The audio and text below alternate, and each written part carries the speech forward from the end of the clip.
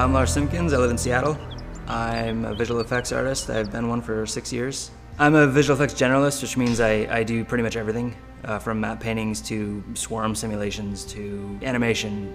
Anything that's out there that's done in visual effects, I dabble in.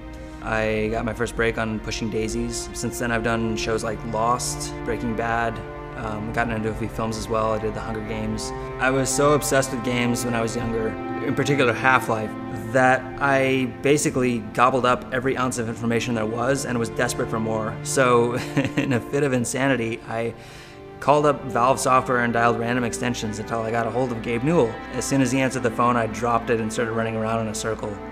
And when I picked it up again, he offered to let me playtest it. The game is called Frontiers, and I came up with that title because my first title was terrible. I'm not even going to tell you what it was. My wife convinced me not to use it. So this game is for anyone who likes exploration, really. It doesn't really matter how old you are, it doesn't matter what other kinds of games you play. It's an experience that's as deep and engrossing as you want it to be.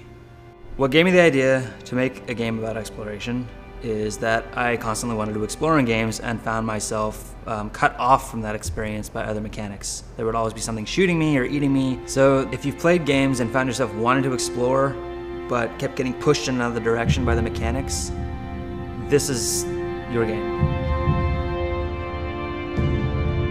Its closest cousin is going to be pretty much anything in the Elder Scrolls series, especially Daggerfall, because that was the most, I want to say, unforgiving when it came to the player's place in the world, and I'm trying to recreate that feeling.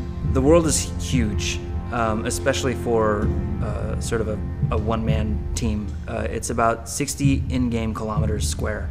Your character is a member of something called the Pathfinders Guild, and this comes with certain powers, one of which is to create paths and to use them for fast travel. Fast travel is a little bit unique in Frontiers. What I wanted fast travel to let you do was get there quickly without feeling like you've been ripped out of the world and then put down somewhere else. You can design your character to a degree. You can choose your age within a certain range, and you can choose your gender, but you do have a fixed profession. You're a member of the Pathfinders Guild, and you have a fixed history. You are the niece or nephew of a famous explorer.